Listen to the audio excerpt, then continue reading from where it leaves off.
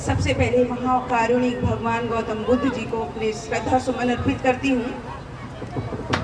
The symbol of knowledge, son of America, Bharat के संविधान के निर्माता, हम नारियों के मुक्तिदाता, ऐसे महामानव को कोटि कोटि नमन करती हूँ।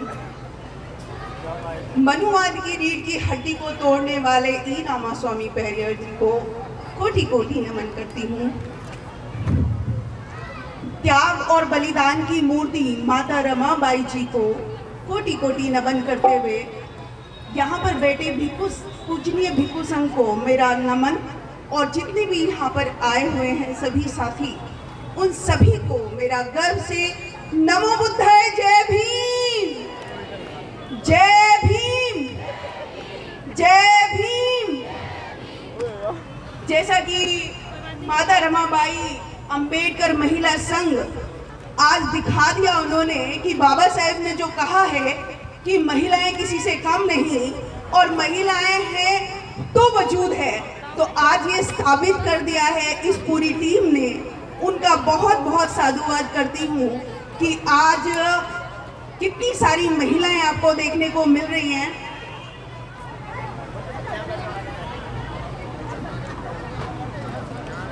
माता रमाबाई जी की क्योंकि जन्मदिन है, तो उस जन्मदिन का सभी को पहले तो बहुत बहुत हार्दिक मंगल कामनाएं। दूसरा कहना चाहूँगी कि आज माता रमाबाई जी का दिन है, तो आज हम माता रमाबाई जी के बारे में ही थोड़ी सी बात करेंगे।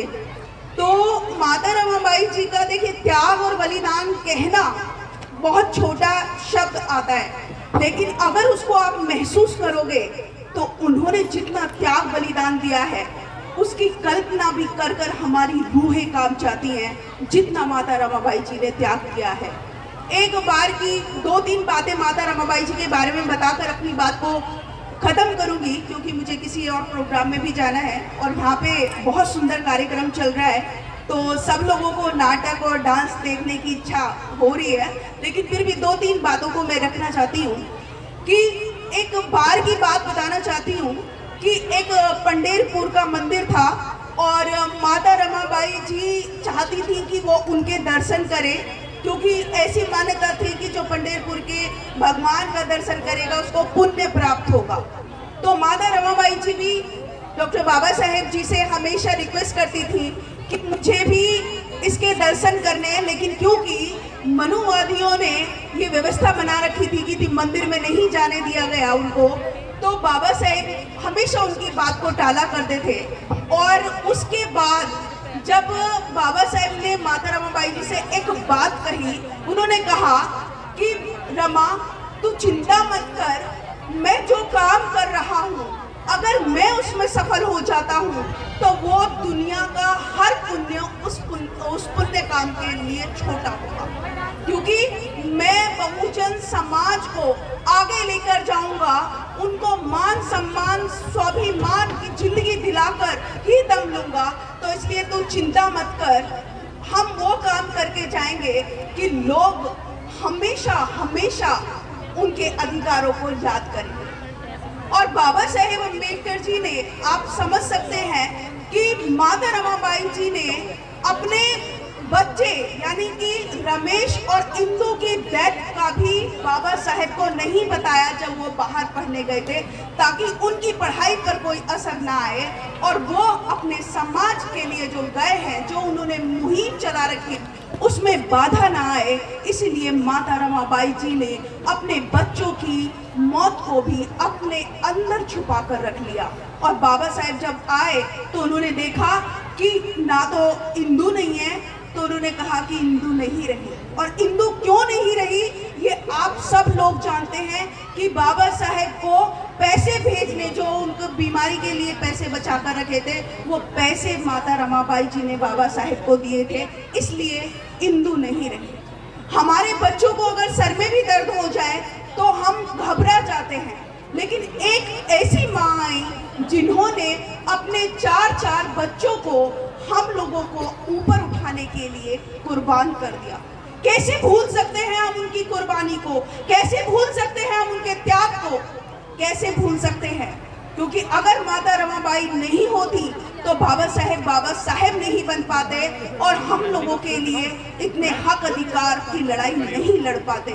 इसलिए सैल्यूट करना चाहिए माता रमाबाई जी को कि माता रमाबाई जी आप थी तो हम हैं, नहीं तो कुछ वजूद नहीं रहता।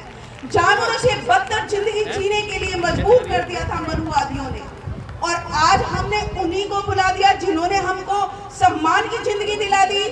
मैं आप सब लोगों से रिक्वेस्ट करना चाहती हूँ कि आपका फर्ज है, अगर आप जागरूक अपने आप को कहते हो तो आपका फर्ज है कि और लोगों को भी जागरूक करें।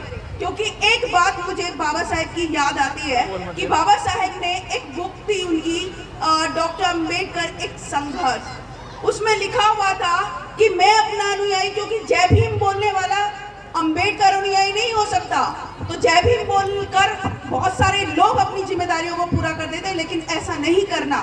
अगर उनसे पूछ ले कि हिंदू कोड बिल क्या है, साइमन कमीशन क्या है, कालाराम मंदिर क्या है, महार तालाब क्या है, मनुस्मृति क्या है, कुछ नहीं मालूम। तो इसीलिए बाबा साहब कहते हैं कि जो अपना इतिहास नहीं जानते वो कभी इतिहास नहीं बना सकते। इसलिए बाबा साहेब की जो बात है, उन्होंने कही कि मैं अपना अनुयायी उसी को मानूंगा जो अपने पूरे जीवन भर में 4 लोगों को जागरूक करे। जब मेरी बात पड़ी तो मैंने भी अपने आप से वादा किया कि बाबा साहेब आपने मुझे 4 लोगों का टारगेट दिया है ना, मैं उसमें मरते दम तक 0 लगाने का काम करूंगी, चाहे फिर वो कितने ही भी हो, 40 हो, 400 हो, 4000 हो या 4 लाख भी हो सकते हैं, क्योंकि कड़ी से कड़ी जुड़ती है। तो इसीलिए आप लोगों से मेरी रिक्वेस्ट है कि हम लोगों को अपने तमाम जितने भी हमारे महापुरुष आए जिन्होंने हमको ऐसी सम्मान स्वाभिमान की जिंदगी दी, उनको याद करें और अपने संविधान, क्योंकि संविधान है तो हम हैं, संविधान नहीं तो हम नहीं। बाबा साहब कहते हैं कि मेरे को तब तक जिंदा समझना जब तक संविधान है, तो हमको अपने संविधान की रक्षा करनी है, हमको अपने संविधान को बचाना है, और उसके लिए हमको जागरूक होना पड़ेगा, मनुवादियों की साजिशों को समझना पड़ेगा। अपने बच्चों के फ्यूचर को अगर सिक्योर करना चाहते हैं तो हमको अपने महापुरुषों की विचारधारा को जन जन तक पहुंचाना होगा।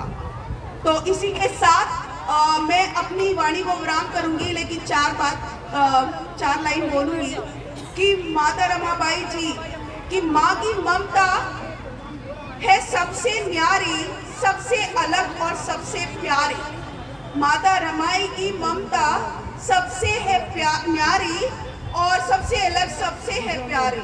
लाखों दुख सहे उन्होंने हमारे लिए, ऐसी पावन है वो त्याग की नारी। माता रमाबाई जी को उनको कोटि कोटि नमन करती हूँ, और बाबा साहेब को कोटि कोटि नमन, और जितने भी हमारे महापुरुष सबको नमन। आप सभी को एक बार फिर से जय भीम।